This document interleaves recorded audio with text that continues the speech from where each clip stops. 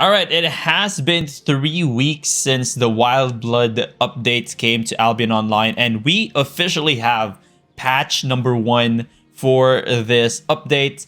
And there are a lot of things to talk about. There are some nerfs, there are some major changes, and there are also some visual changes to help you see skills during PvP a lot better.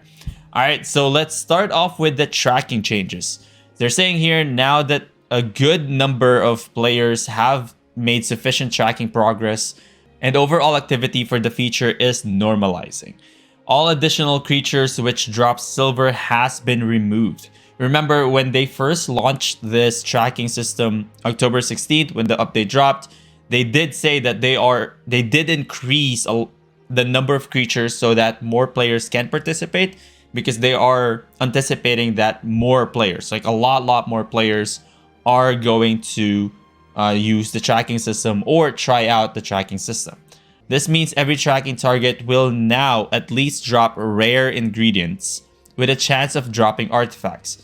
This to me is, I think, makes it not worth it for a lot of people. I think they have to increase the chance of dropping the artifacts. I understand that they need and they want to make the new weapons a little bit rare. All right, they want it to be rare. They don't want it to be flooded in the market because of how new it is. But I think increasing the drop rate of artifacts, meaning the ones that you actually need to craft the weapons, if they increase that, more players are going to be able to use the weapon and showcase the weapon. And yes, it is going to be a little cheaper, but also at the same time, you get more players using it and enjoying the new update. But that's just me. In red zones, loot from tracking will be protected from the tracking party as long as they engage in combat with the tracking feature. So this is a huge update, because for the past 3 weeks, you can actually rat. You can legit rat a tracking activity from other players. I've done it myself.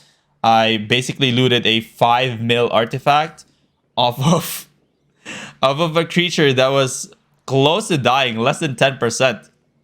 I was there, it spawned near me, and I killed it. I got 5 mil off of it, and the other party was just like, oop, well, I guess that's that. If the tracking party did not engage in combat, loot will be protected for whoever kills the tracked creature.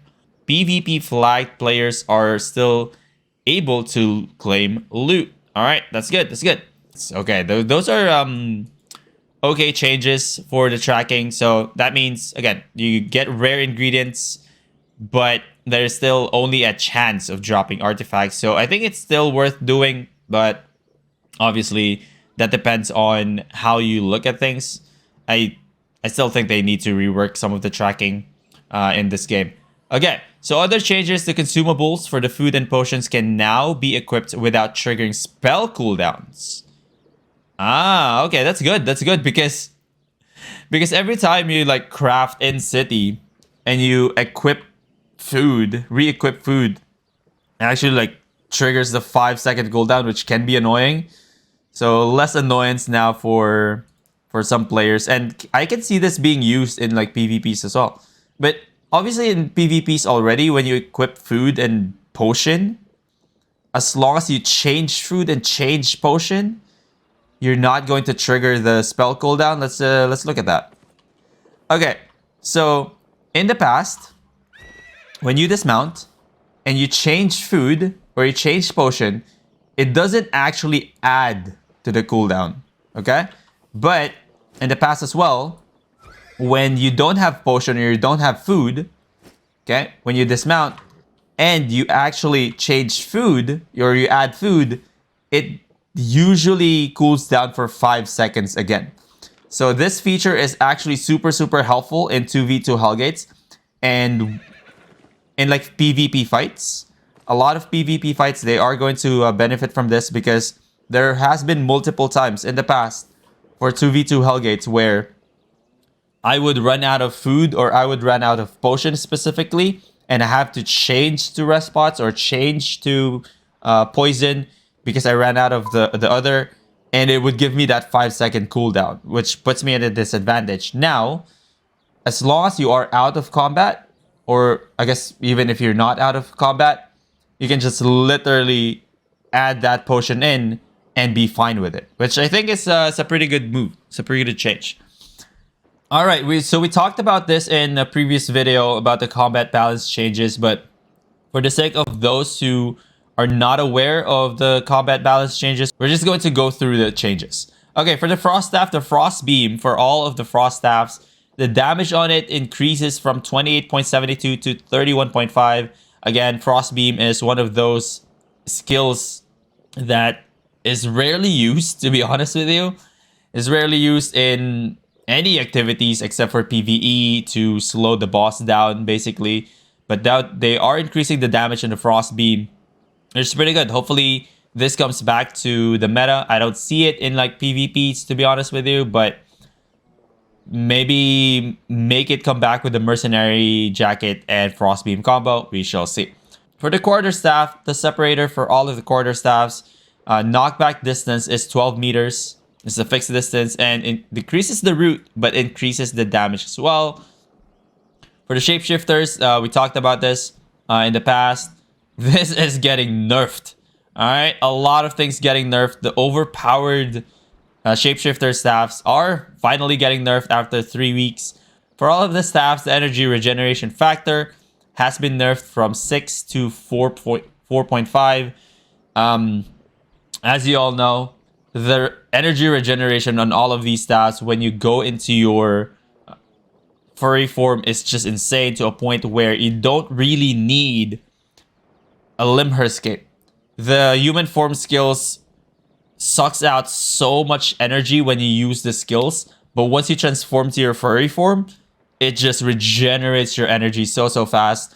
I think this is just a slight nerf, ever so slightly, because you can just stay in your furry form, basically, and longer. You can stay in your furry form longer to regenerate more energy.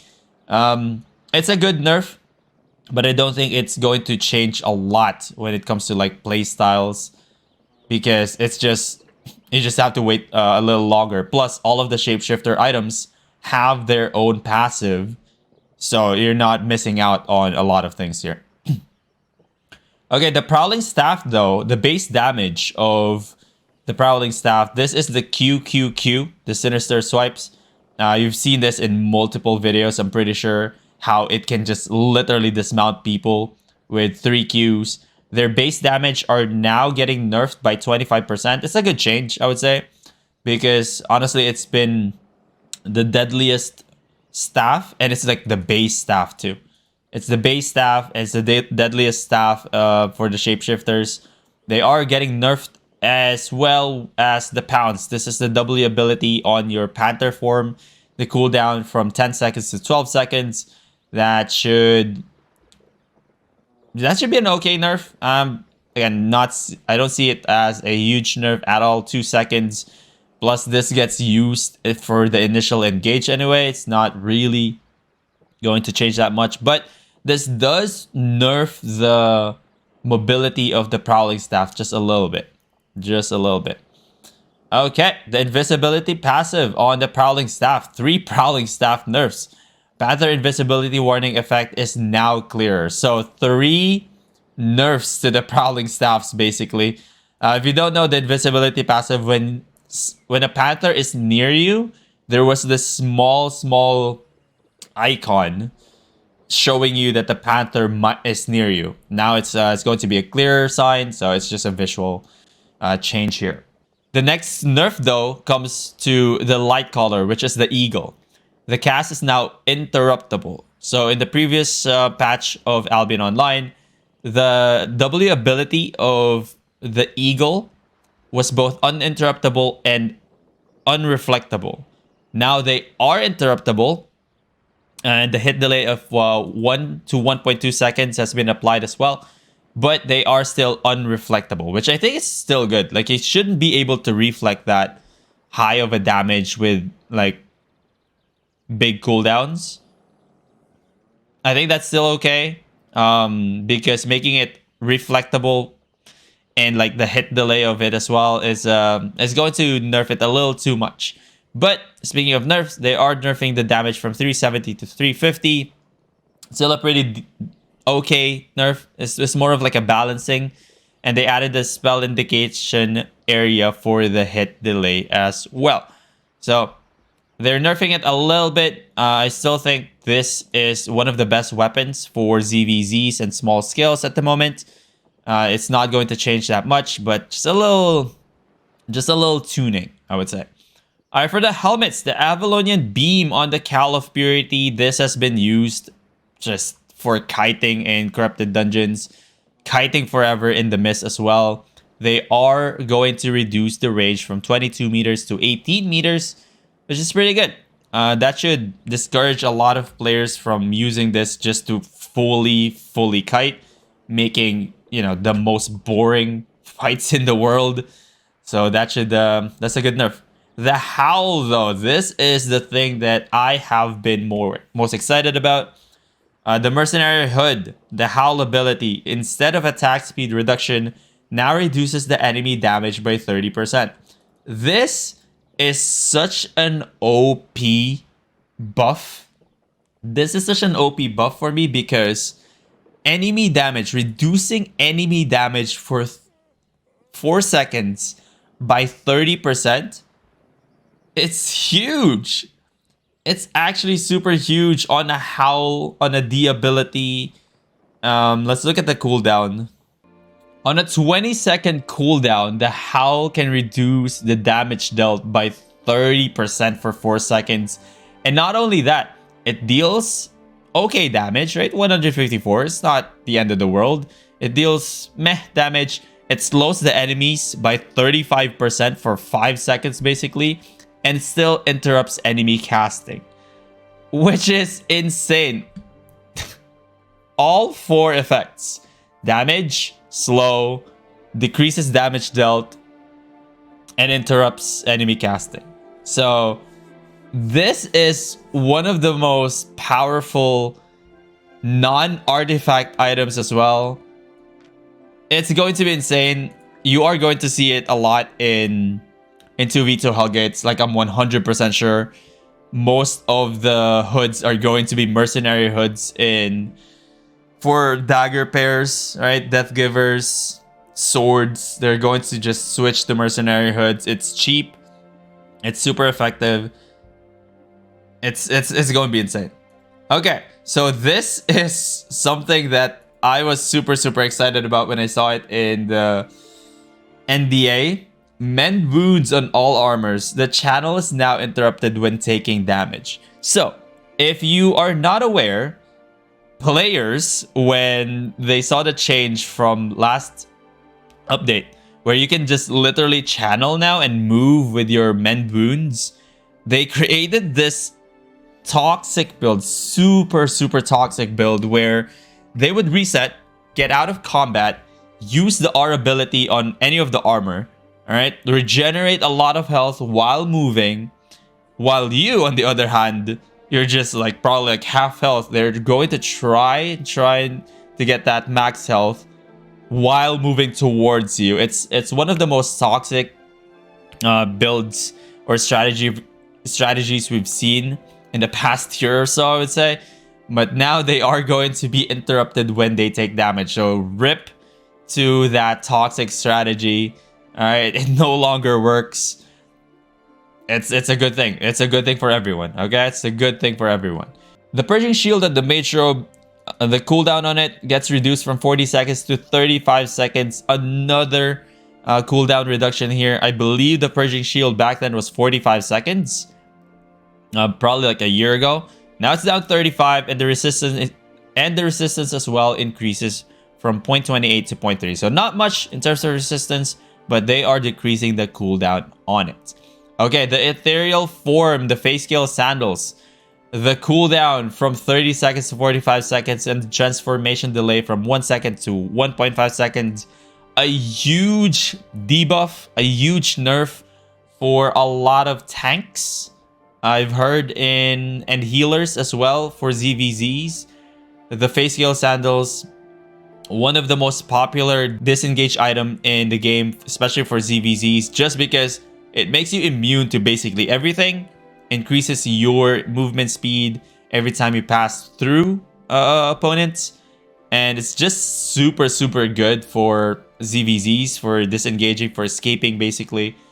And it's been nerfed. Cooldown now is 45 seconds and the transformation delay is now 1.5. Raging Blink on the Stalker Shoes. The ability can now be recast within 4 seconds. They reduced the initial range on it, but again, it can be recast within 4 seconds. So the total range actually is increased to 14 total.